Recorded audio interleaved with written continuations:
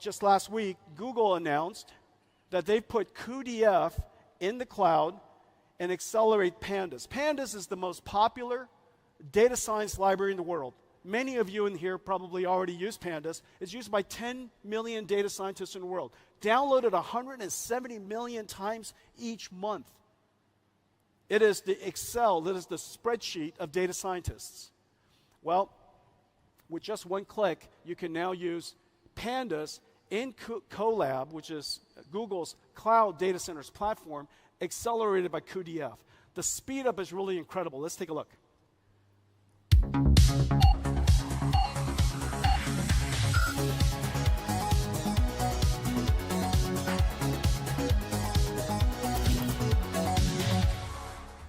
That was a great demo, right? Didn't take long. This is Earth 2. The idea that we would create a digital twin of the Earth,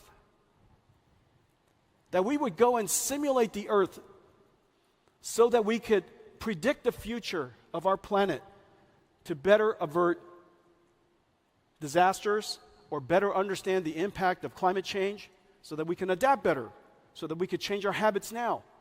This digital twin of Earth is probably one of the most ambitious projects that the world's ever undertaken, and we're taking large steps every single year, and I'll show you results every single year, but this year we made some great breakthroughs. Let's take a look.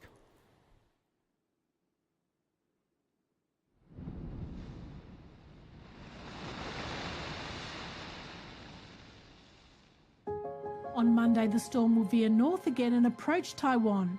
There are big uncertainties regarding its path. Different paths will have different levels of impact on Taiwan. Someday, in the near future, we will have continuous weather prediction at every square kilometer on the planet.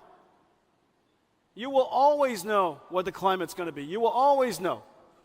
And this will run continuously because we've trained the AI, and the AI requires so little energy. In the late 1890s, Nikola Tesla invented an AC generator. We invented an AI generator. The AC generator generated electrons. Nvidia's AI generator generates tokens. Both of these things have large market opportunities. It's completely fungible in almost every industry. And that's why it's a new industrial revolution. And now we have a new factory, a new computer. And what we will run on top of this is a new type of software. And we call it NIMS, NVIDIA Inference Microservices. Now, what happens is the NIM runs inside this factory. And this NIM is a pre-trained model. It's an AI. Well, this AI is, of course, quite complex in itself. But the computing stack that runs AIs are insanely complex. When you go and use ChatGPT, underneath their stack is a whole bunch of software. Underneath that prompt is a ton of software. And it's incredibly complex because the models are large, billions to trillions of parameters. It doesn't run on just one computer, it runs on multiple computers. It has to distribute the workload across multiple GPUs, tensor parallelism, pipeline parallelism, data parallelism, all kinds of parallelism,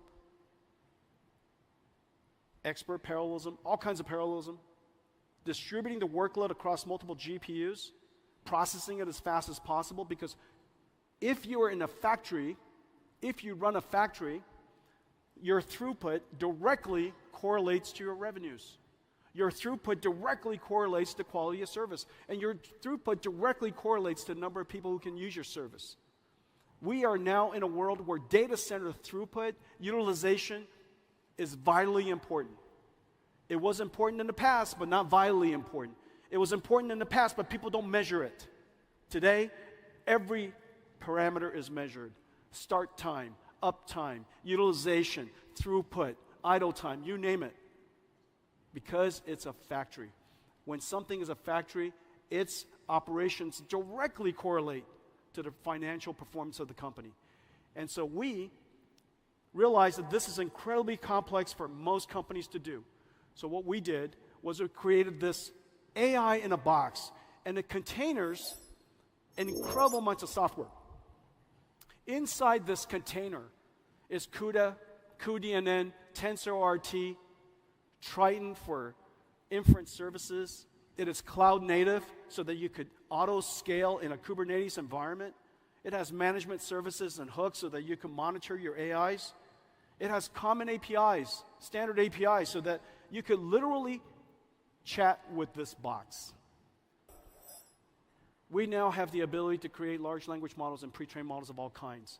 And we have all of these various versions, whether it's language-based or vision-based or imaging-based, or we have versions that are available for healthcare, digital biology.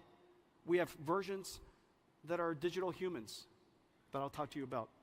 And the way you use this, just come to ai.nvidia.com. And today we just posted up in Hugging Face the Llama 3 NIM, fully optimized. It's available there for you to try.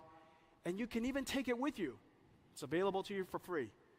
And finally, AI models that reproduce lifelike appearances, enabling real-time path-traced subsurface scattering to simulate the way light penetrates the skin, scatters, and exits at various points, giving skin its soft and translucent appearance. NVIDIA ACE is a suite of digital human technologies packaged as easy-to-deploy, fully optimized microservices, or NIMs. Developers can integrate ACE NIMs into their existing frameworks, engines, and digital human experiences. Nemotron SLM and LLM NIMs to understand our intent and orchestrate other models. Riva Speech NIMs for interactive speech and translation. Audio to face and gesture NIMs for facial and body animation. And Omniverse RTX with DLSS for neural rendering of skin and hair. And so we installed every single RTX GPU with Tensor Core processing, and now we have 100 million GeForce RTX AI PCs in the world, and we're shipping 200, and this Computex, we're featuring 4 new amazing laptops. All of them are able to run AI. Your future laptop, your future PC will become an AI. It'll be constantly helping you, assisting you in the background. Ladies and gentlemen, this is Blackwell.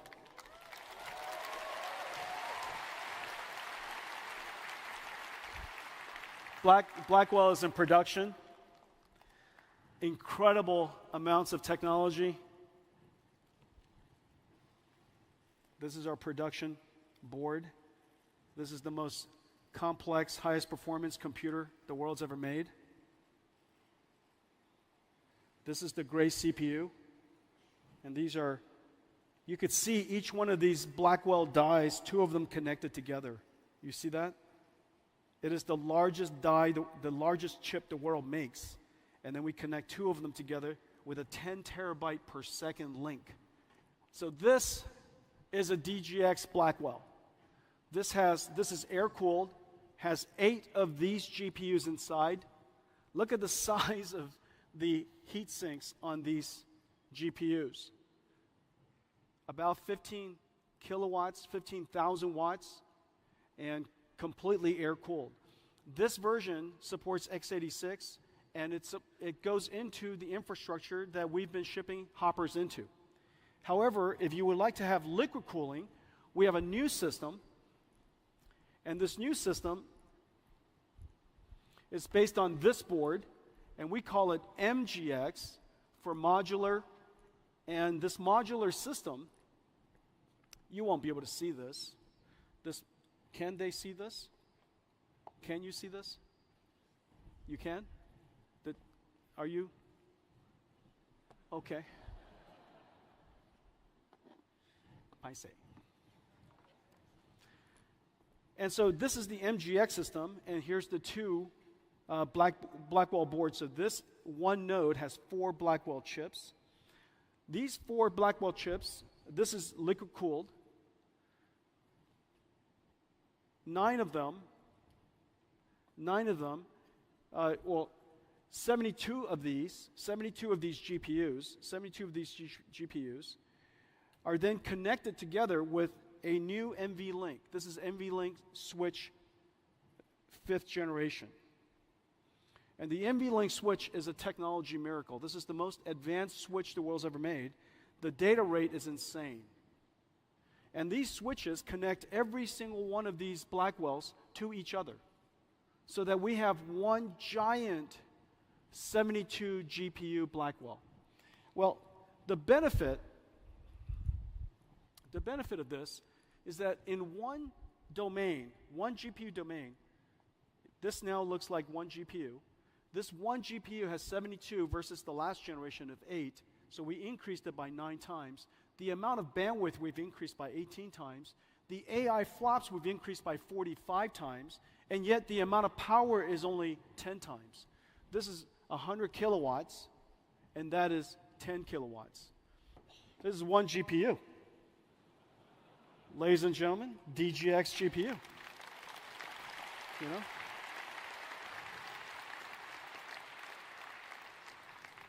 The back of this GPU is the NVLink spine. The NVLink spine is 5,000 wires, 2 miles, and it's right here. This is an NVLink spine,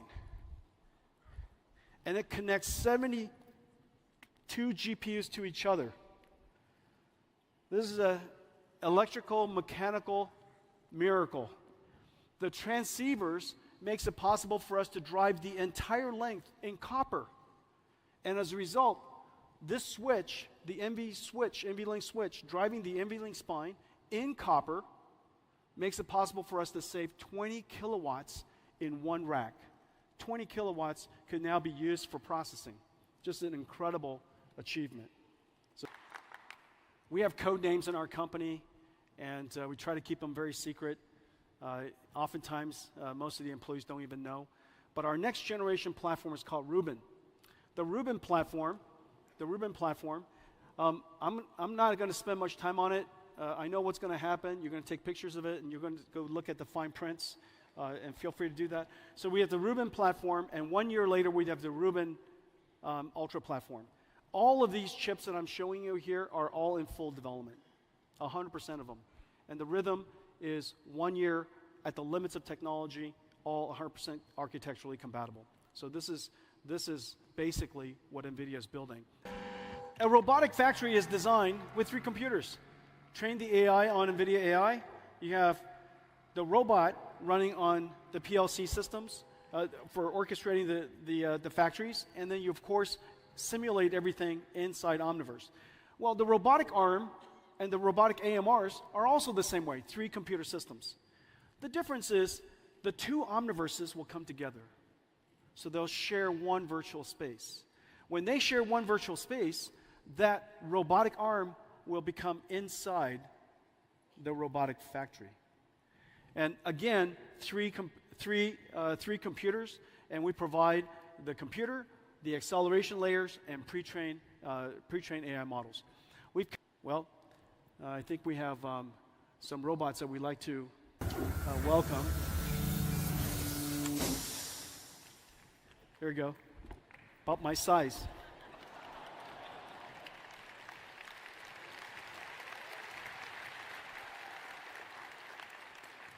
And we have some friends to join us. So the future of robotics is here. The next wave of AI, and of course, you know, Taiwan builds computers with keyboards. You build computers for your pocket. You build computers for data centers in the cloud. In the future, you're going to build computers that walk and computers that roll, around.